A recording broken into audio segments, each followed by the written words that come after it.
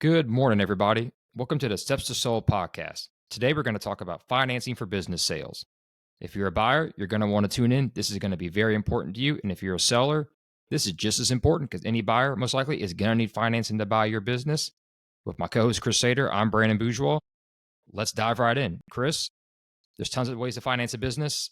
I guess the one everybody thinks is the most common is the conventional bank financing. Why don't you start off with that? Yeah, absolutely. I've got a lot of buyers when they come to the deal that they feel like they're going to go to their local bank that they've done business with for, however long, and they feel like they can go to them and get a loan for the from the bank. And that's a I've found out over the years that that's a really tough thing to do. Even when you know your banker, you've got that relationship with the bank, it all comes down to one thing, right? It comes down to collateral. Yeah, you've got Mm-hmm. your credit score, but even if you've got a great credit score and you've got your house and cars and all that stuff, comes down to collateral with these local banks. They most for the most part, unless they're going to go SBA route, but to keep it internal as a local bank, they're going to want full coverage of collateral, and I find most often that that doesn't usually work. And for you guys out there, he means no blue sky. That's Yeah, the value over the value of the assets. And very often people think, oh, well, I go to a bank to buy a house, right? You go get a loan, the bank does an appraisal on the home, snip, snip, done. That's not the case for a business. Banks traditionally are scared of making conventional loans to buy a business, especially with blue sky. Very rarely will they deal with a fully asset collateralized loan for a deal. Perhaps yes. But even then, they're very scared to do it. And often they don't want to tell their customer, Chris, that they don't want to do the loan because they don't want to lose your deposits. So they'll tell you, and unfortunately, they'll waste 2 or 3 months of your time and you'll lose a deal because of it as a buyer and as a seller. So, one thing I can tell you about is even if your bank can do a conventional or has an SBA loan department, we'll get into SBA financing a little later, but make sure they're a preferred lender because they have to go through the local SBA office. It's going to be a heck of a long road and a heck of a lot harder. So, if you're considering conventional financing, weigh these options because the bank's going to want prime credit, fully collateralized loan, as you said, and on top of that, it's probably not going to happen. So, would recommend you write that idea out of your head. Don't worry about that. Just don't bother. I've maybe in my career seen 4 or 5 conventional loans on the 800 that 800 deals that we've done, like a fully bank collateralized loan. That was it. The most yeah, common form we see is seller financing. Let's be honest. That's the most reasonable way to do it, besides SBA. yeah. I met with a banker earlier this week. He reached out to me on LinkedIn, local banker here. I just wanted to, handshake and see if he could help me do my deals with Hmm. their bank, and sat down with him. First thing out of my mouth is like, How do you handle blue sky?" And he went immediately to, "Well, yeah, we have an SBA department." Okay, what does your SBA department even look like? Well, it's 2 to 3 guys, and they go back and forth between conventional loans and SBA. You and I both know that's going to be a nightmare, right? It These are is. guys not doing SBA deals all day. Nothing against that bank. They've got their bread and butter. They know what works for them. Congratulations, you figured out how to make money in a local market, and you've been around for 100 years. That's great. But if a buyer comes along and you're going to try to figure out SBA financing for the first time in a couple months, you don't have a pipeline. It's going to be painful for everybody. It's going to be painful for the buyer, for the seller, for the brokers, everybody involved, because you're basically, if you're not SBA preferred, you're having to get the SBA's approval on everything, right? Hmm. But now you're also kind of figuring it out yourself because it's been a few months, or 6 months since you've done an SBA deal. The process has probably changed with the SBA in that amount of time, right? They've got some new guidelines. They keep coming out with those. Now the bank has to learn those. So just a painful process if you're not dealing directly with a SBA preferred lender that only does SBA loans. Is That's kind of my take on that. You're absolutely correct. And I would say too, a big issue is the legal part. Yeah, you may catch up on the guidelines, but the underwriting and the legal back end where the bank has to prove the paperwork, that's where it can be even harder. Because if you don't know what SBA is going to require and you're going through 17 drafts, it's taking time, money. It's typically a disaster. We had a nice young lady wanted to use her bank to buy a daycare, and she wanted to use her bank's SBA department. Oh yeah, we can handle it. We can rubber stamp it. I'm sure you've heard that too, Chris. 6 months later, it barely got done, and it was a disaster. If they had used a preferred SBA lender, it'd have been half the time, been a lot more efficient, and been done through the door. But that's okay. And there's nothing against local conventional banks. We have good relationships with them. It's just they don't always work well with business sales, especially just like, for example, a lease space. right? If you've got, real estate involved, they're a little more flexible, but not that much more. They like hard assets. That's what they do. And that's why a lot of times we pivot to seller financing. If you don't go SBA route, the next best option is seller financing. Especially if we've talked about previously, you're not reporting the cash, there's some financial issues, or just you want to have some tax benefits as a seller, or as a buyer, you want that owner tied into the business longer. And how does seller financing work? Obviously, you need some form of a down payment, right? You can't just do an earn out. Those videos you see on Instagram, folks, where you just take the business over and pay out the proceeds forever, that's not realistic. Especially if there's asset value in the business. Say it's $1 million deal and there's over $400,000 in assets. Why would I give you it for free when I could get $400,000 for the assets? Right? That doesn't make sense. But a down payment to cover the asset value in most cases, with a proper note structured, whether a balloon at the end or not, is a great way to get your business sold. It opens the buyer pool up and allows you to get a better price sometimes, and the interest payments and deferred tax benefits. Yeah, absolutely. Let's talk about how much seller financing should be in a deal. Obviously the seller wants, a lot of times in my deals, they want zero.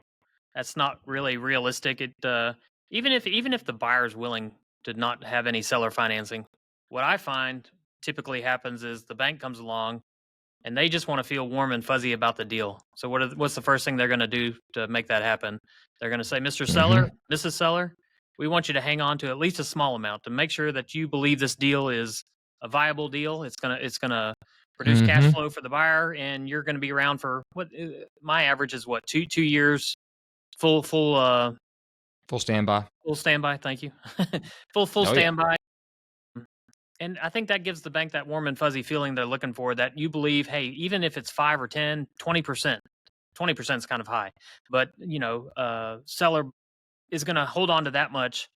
And that makes the bank feel like this is a good deal. We can move forward. What's your kind of take on that? Banks love knowing that there's going to be some kind of ownership involvement down the road to make sure that new buyer is stable, whether it's customer retention, training, specialty license, et cetera. We could go down the criteria that banks like to see.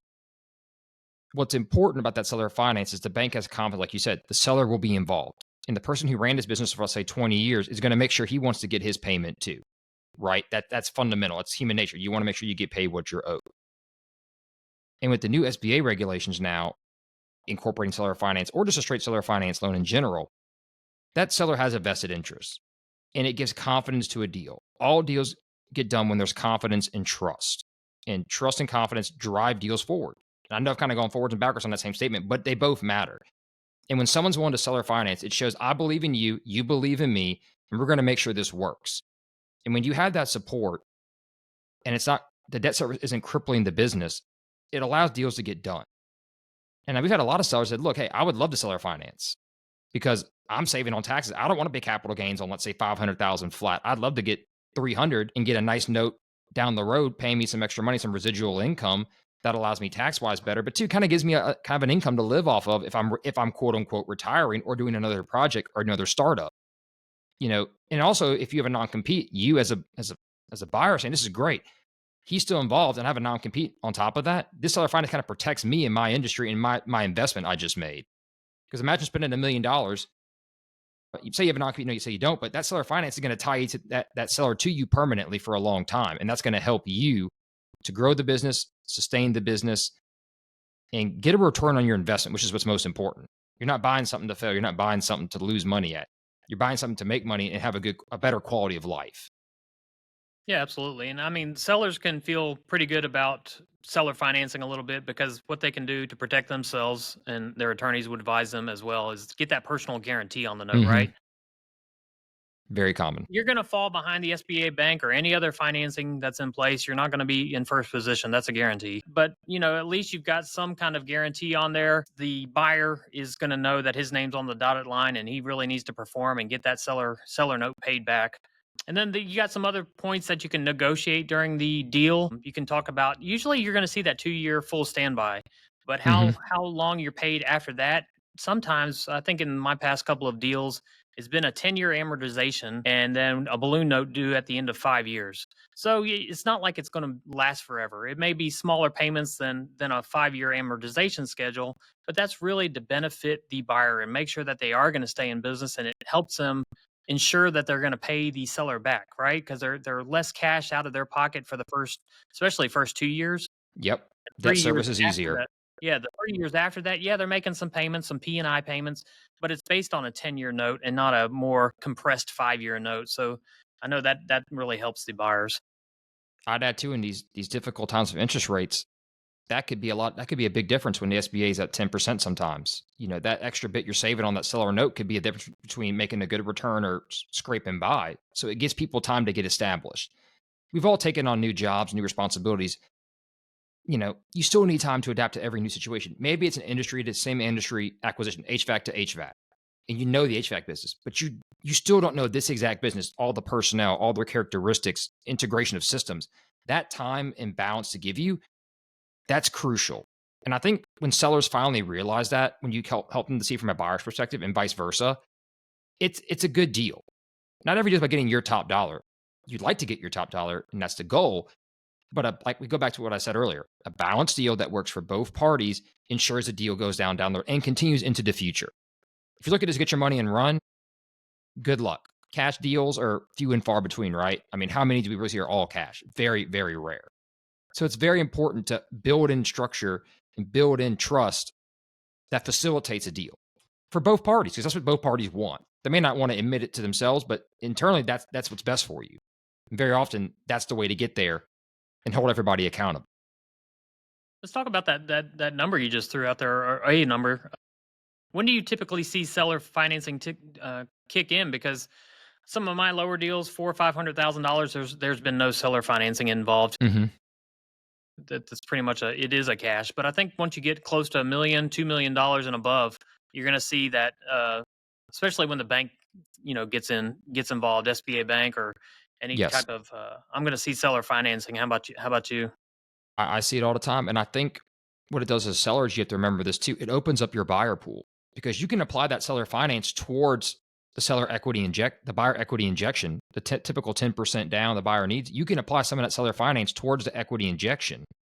So that can help increase your buyer pool to find more people to buy your business.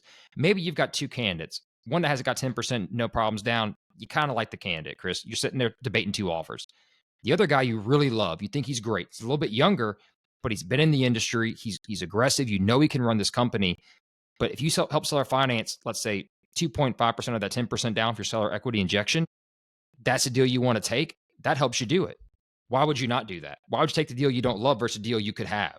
Yes, it may be some more seller financing, but it gets you the better candidate for the better training and transition period and somebody who's never been in your industry, who's going to want to learn, obviously want to learn everything you know, but they're going to make it harder for you because they're going to ask you dumb questions. They're going to ask you silly questions. They're going to ask you questions. And probably, although you want to get paid for your business, are you really 100% sure this person is going to be a great fit in 5 years for it, right? Versus this other person who's been in the industry, maybe not as affluent money wise, but man, this guy can run it. I know he can run it and it'll be here in 20 years if I sell to him. That's a benefit of using seller finance to get a better deal for you, both emotionally, financially, and for your employees, your workers. Let's keep moving. Talk to me about earnouts. I'm going to be honest with you. I don't think I'm thinking back through all my deals. I don't think I've done a deal with earnouts. Have you had one of those? And what's kind of your Yes, we've done Yeah. one. We've done Right. one that I know of, and it was a very rare situation. It was for a radio station that a guy had in a small town that was, look, he just wanted to get rid of it. He was so done. He was never there. It was an old station, and this lady wanted to buy it. And she told him, look, I don't have a lot of money, barely any, but I want to play gospel music. I want to run it through a charity, and I want to raise money for my local church. And he said, if that's the case, I'll fully seller finance it. But you got to guarantee it and sign on. But in this case, because you're going to do the Lord's work, I'll do it. That's the only time. And it was only like $170,000. It was not like we're talking $1 million business here, people. Like, no. And this guy was like in his 80s. He's like, whatever happens, it goes to my estate. So who cares? Right. He's like, I just don't want to deal with this anymore. That's the only time I've ever seen it. But these videos out there telling people you can do that. And look, yes, full disclosure, anybody out there listening, you can, in theory, do an SBA loan with no money down if the seller equity injects 10%. But let me make something clear. Banks want skin in the game. And if you're not willing to do that, good luck finding a lender. In theory, on paper, yes, you can. But don't forget, as we've said this many times, and we'll cover it in SBA below, SBA insures a loan. They don't issue it. The banks issue the loan. So they want skin in the game. And honestly, why earnouts don't work too, Chris, and why we never see them and people who propose them, they don't make sense. If I've got $1 million business with $500,000 in assets, why would I give you those assets for free for you to fail, take the assets and run and liquidate as a scam when I could just sell the assets and close and still have $500,000? Why get nothing for something I know I can get hard value for pretty easily? That's why it doesn't work. Yeah, I've had a couple buyers propose it. The seller stays on, and the business has to hit the same revenue target it did before. And then the in fact, I had one recently here in my hunting products. They started the LOI with that. It got quickly canceled out. That wasn't going to Mm-hmm. fly. But yeah, they wanted to basically the seller. They were only keeping him on for 60 days. But then after he's gone, he's responsible for the business doing the same thing that it had done for all these years, then the growth. And it just that's That's not, a tough pill to swallow. yeah, that's not Sorry. As a feasible. seller, you're not going to do that. Yeah, he's got no say in the game. If he was going to stay on as a consultant and they were going to pay him a large salary and he was still responsible for running the business, I understand proposing it then, not saying it would still fly. But yeah, if he's going to be gone, what control does he have to make sure that the business continues running the same way it was? Now, does that deal have any seller finance? It does. It's See, got so there's the compromise, seller finance, just exactly. as we talked about earlier. Not Right. to go hash back on a topic, but again, I'm going to keep highlighting that for everybody listening. It's important. Please keep it in mind. Yeah, yeah. That one's got some seller financing, got some certain deal points that we've talked about here through these things. But yeah, definitely not an earnout. That wasn't an option. So let's talk about the most not profitable, but most maybe the best way to get the best price, but also get the most financing, which is SBA financing. Now, obviously, we recommend use a preferred lender who doesn't have to deal with the SBA, can issue the loan themselves. There's tons of them out there. Some have blue sky caps, some don't. We can give you advice on that. Call us if you have any questions. But how much have you seen SBA change the industry? Because in my opinion, it's been a game changer, and I think in the future, if we can, with the new regulations opening up more and more different ways to do transactions, this is going to be the wave of the future. Especially if we can raise that SBA cap from 5 million to 8 million. I see a massive change in the American economy if we can do that. 8 or even 10, because I've been bumping up against the ceiling on my past due two Few deals, deals. right at 5 million, and the buyer had to bring in a lot of cash just to make the 5 million work. And I'll tell you, I understand wanting to go to 10. My only concern there would be I don't want private equity taking advantage of the SBA program to stress their dollars further. The SBA program is really for small business owners to do deals, not for large equity groups to take cash and then go in and get loans and use that as leverage. Not that I'm against private equity taking loans out. I'm not against that. But man, how many deals are we seeing now where cash flows are $1 million EBITDA, where that $5 million threshold is tough, especially if we have valuable real estate involved, especially if it's all blue sky. We have some banks that have $1.5 million blue sky cap. We have some that don't, but that limits your field to pick from, and it's tough. Yeah, no, We had a absolutely. swimming pool company we sold for $4 million. We didn't do the property with it because it would have been pushing over the cap. Now you can do some additional loans on top that banks will do, but it stretches it and it's tough. Yeah, It just absolutely. is. Let's talk about why SBA financing with a preferred lender versus that local bank that just says they're SBA. They do Mhm. SBA loans. What is the difference between the preferred lender? Why did they have this access to do these loans without the SBA authority? What have they proven in the past that they have this availability to do that? Well, they've been screened by the SBA. They've been approved, and they've gone through, I guess, an SBA underwriting process where the SBA says you know how to do everything properly. Your legal department's prepared. Your underwriting department's prepared. You have the criteria. You can rubber stamp deals. Now, it doesn't mean the SBA is not going to audit them. That doesn't mean the SBA is not going to have it a say every now and then, but it allows these lenders to move efficiently. And look, what government bureaucrat wants to handle all the loans that we do, Chris? Come on, they don't want that working. They want a conventional bank or a fintech bank to do this. That's what that bank does every day. The SBA does not want to get in the business of issuing loans. They want to help set the guidelines to help banks do loans and insure them so banks are confident. And for those who don't know, the SBA insures 80% of the value. That's why the bank wants 10% down and only that 10% window. And often they'll also have a life insurance policy to help cover the difference of the uninsured portion, which if you do an SBA loan as a buyer, you'll learn you have to have that. But it allows the banks to get aggressive because we talked about they don't like what your loans. Now they got 80% insurance on the value of this loan from the SBA. They got 10% from you. They got life insurance policy to cover the other 10%. What do they have, Chris? A fully collateralized loan. Yeah, exactly. Now, the Exactly. paperwork's grueling. It's more than a conventional loan. And a downside to it is a little more expensive. It's normally 2 over prime at least. Maybe a little bit low if you're lucky, maybe a little bit higher depending on the bank and the risk tolerance. But you're going to get a deal done. Would you rather spend 2% more and get a deal done or go to a conventional bank? I've got a great story for you. That pool company I just referenced, the buyer wanted to use his bank. He tried another bank he wanted. Conventional loans, guess what happened? They didn't get done. Bank wouldn't do it. Finally, he went to our preferred SBA lender who has a no blue sky cap. You know what happened? Can you guess? Yeah. It got done. It got done. Well, and then you and I, not to give you a heartburn or drudge up the past, but we have experience with a buyer who wanted to use an SBA bank. I believe he told us it was an SBA bank, or maybe it was a local bank, but they did SBA loans, but it was not a preferred lender, right? And how long did that one take to get through the process? What were, 9 months, I think? We're not going to talk about PTSD. I'm good. It was too long, far too long. Are you still in therapy over that one? No, but I use it as a prime example when I tell people choosing a bank is important. And look, the bank got the deal done. Let's give them credit for getting it done, right? It was a tough deal, and I don't begrudge anybody for working through that. But I will say, picking your lender is important. And please, when we say we recommend good people, we're not doing it because we want to get a sale done. We're doing it because we know this bank can do it.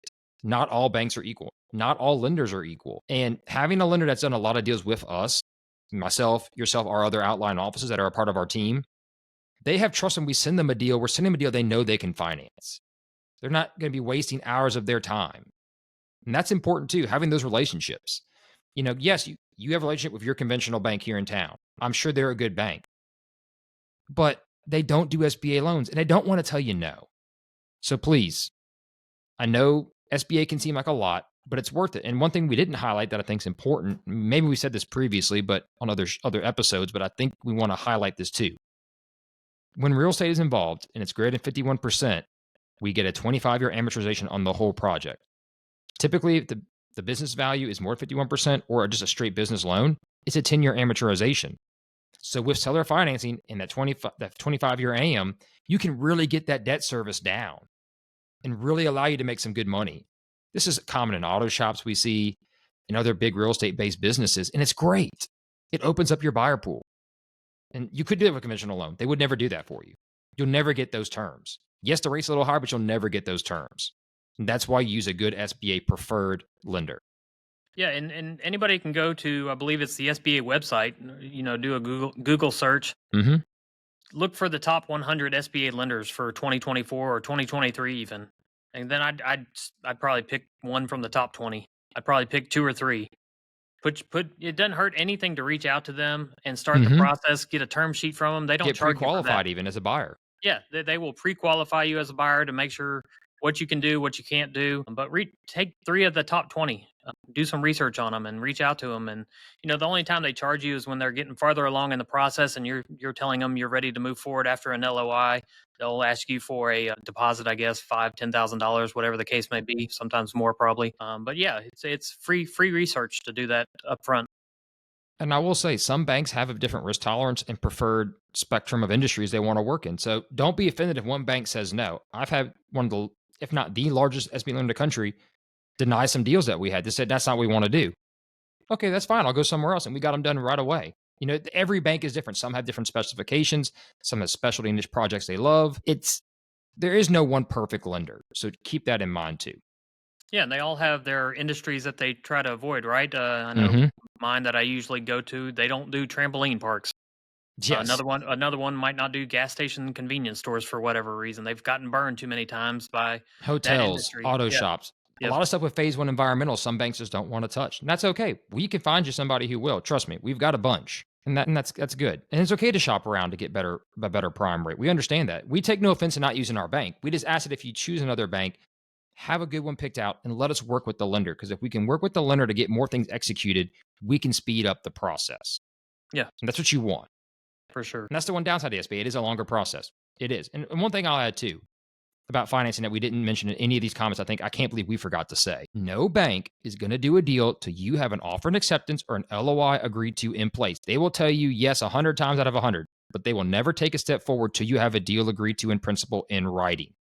So always keep that in mind. I've seen conventional banks. I would love to do that deal for you. No problem. You finally bring them the offer signed. Well, even now we can start the process, but no, you've got to have those offers signed. It's critical. Walk me through a real world scenario of just the ideal. You got. Let's take the SBA limits to the max. You got a $5 million deal in place. What Hmm. does the buyer need to bring in? What should a seller expect? What's the kind of the outlay of that look like? All right. So typically you have 10% down. So if you've got a $5 million business, you're probably doing EBITDA of what, 1 million to 1.5, give or take, maybe a little bit higher, depending on the industry and the multiple you get. Yeah, the risk So and you all need that stuff. $500,000 down for 10%. That's of the 5 million acquisition price. So you're putting $500,000 down and you're going to, let's say after debt service, you're still cash flowing around a million, 800. If you're doing $1 million acquisition, 1 million EBITDA. If it's 1.5, you're probably doing a 1.1 to 1.2 million EBITDA on a $500,000 investment. That's incredible. Now the bank may say, hey, look, this is a big transaction. Mr. Seller, you've been here 40 years. This guy coming in is 40 years old. Great experience, but this is $5 million here.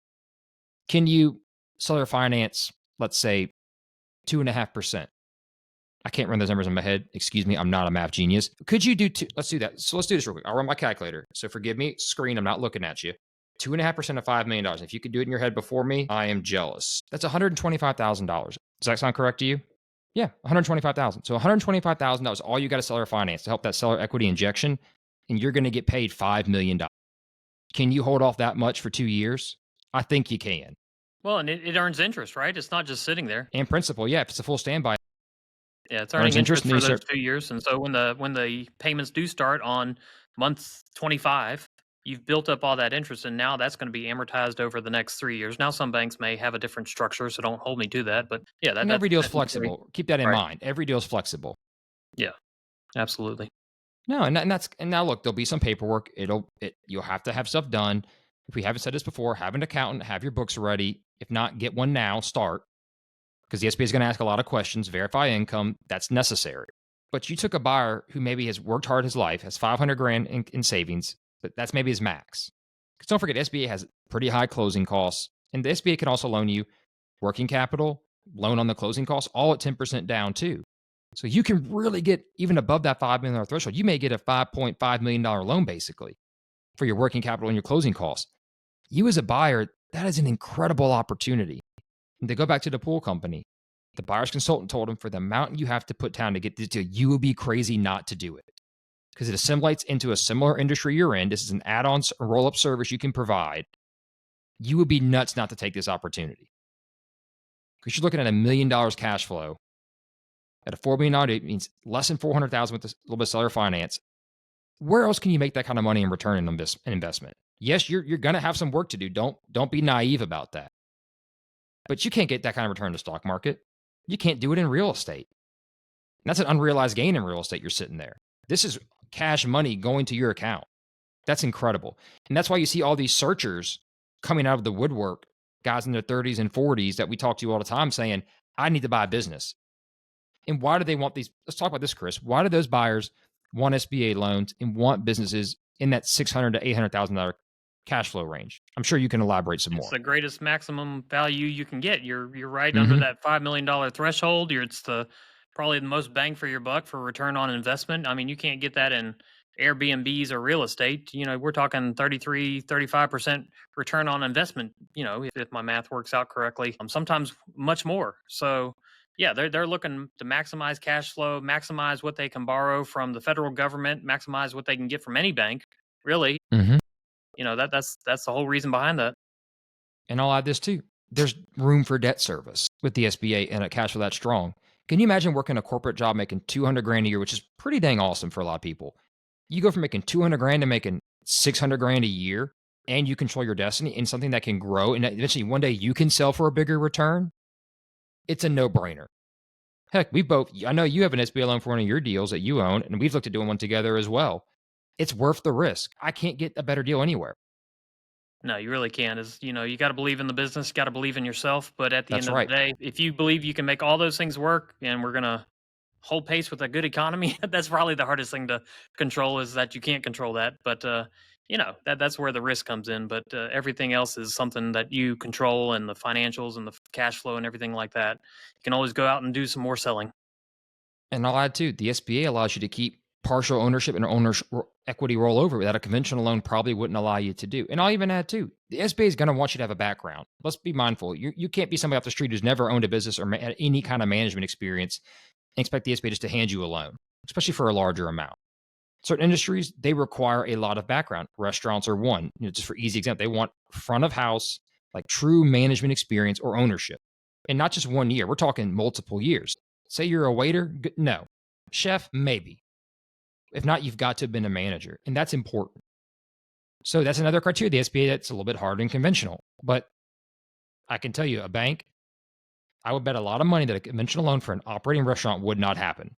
Period. I was in a meeting just the other day with an accountant and a buyer and a seller, and me and him both kind of chuckled and said, "What a conventional loan?" I said, "He's like, they're not going to loan on a business. Now, if you want to put a X amount in collateral from your other assets, yeah, sure, they'll leverage that, but no, otherwise they're not going to loan on it. No." Yeah, if you can back it up with equity in your house or CDs in the bank or something like that, you could just basically pay cash yourself, but you're borrowing money, and they've got full collateralization. That's the only time they'll do it that I've seen. It's very rare. And we wish it wasn't, right? We do, because we'd love to get cheaper rates for our clients and we'd love to help people do more deals, but it's just that's not what their lending is. Yeah, because the SBA has guarantee fees, right? That there's a huge cost up front. Yes. It can be smaller for lower amounts. I'm not sure if the $1 million is still in place where there's no guarantee fee, but for larger deals, they're gonna hit you pretty good with a guarantee fee. And if you went to a traditional bank, they probably has some administrative costs, but it wouldn't be the guarantee nowhere near fee. that amount. Yeah, but you just can't get it done with them. Because for a while there was no fees under $1 million, and it was half under $2 million in acquisition price, which is good for investors. Man, you're talking, you could be saving 50, 60 grand in closing costs and fees. Right. That's incredible. Yeah. That's money in your bottom line. Again, that's a savings you can't find anywhere. Now that probably will change, but and the SBA has to make money. They did that to help spur the economy on and maintain growth, which is good. But still, even then, you can loan on the closing costs. Just get there, get the cash flow, get a good deal done. Control your own destiny, as my father would say. Take calculated risk. Did we miss anything? I think we hit all the stuff on the head pretty good. You got everything I got. That's what I got. Well, thank you everybody for listening. I'm Brandon Bourgeois. My co-host Chris. I'm with Sunbelt Business Burgers of Baton Rouge. Chris is with Sunbelt Business Burgers of Shreveport. I'll give you my contact information, 225-201-0202. Chris, hit him with your phone number. We appreciate y'all for listening. And also, if you ever have questions, you're welcome to contact us. We're here to help. We do the most amount of volume in the Gulf South. So if you want to look into buy or sell a business and you're curious, we highly recommend you keep listening to the podcast, get more great information, and give us a call. Y'all have a good one.